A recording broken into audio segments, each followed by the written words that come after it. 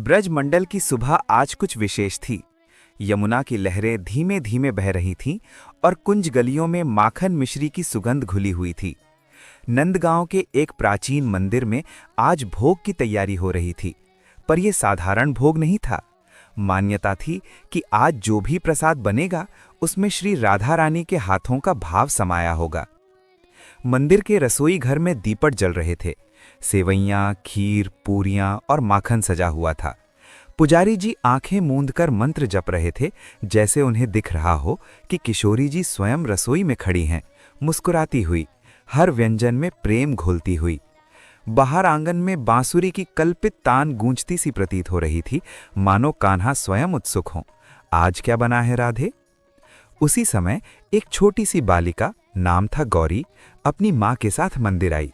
वो रोज मंदिर आती थी, पर आज उसके मन में एक अलग ही प्रश्न था। उसने माँ से पूछा, माँ, लोग कहते हैं कि आज भी भोग ऐसे लगाया जाता है जैसे राधा रानी ने बनाया हो, क्या ये सच है? माँ मुस्कुरा दी, बोली, बेटी, आंखों से जो दिखे वही सच नहीं होता, भाव से जो महसूस हो वही असली सच होता है। भोग लगने का समय आया, घंटियां बजीं। जैसे ही पर्दा हटा, सभी भक्तों ने अनुभव किया कि वातावरण बदल गया है। कोई कहे तो हवा में मिठास थी, कोई कहे तो मन अपने आप शांत हो गया। गौरी की आंखें चमक उठीं। उसे लगा जैसे किसी ने उसके सिर पर हाथ फेरा हो।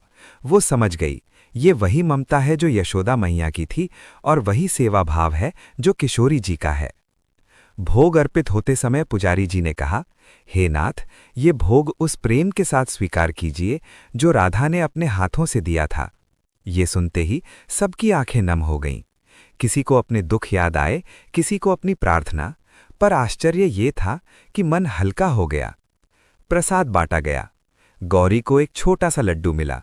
उसने जैसे ही उसे चखा, उसके मन में अजीब सी खुशी भर गई। न वो लड्डू साधारण था, न वो स्वाद, उसमें अपनापन था, जैसे किसी ने बहुत प्रेम से खिलाया हो।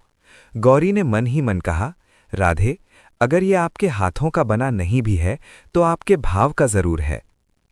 संध्या होने लगी। दीपों की पंक्तियां जल उठीं।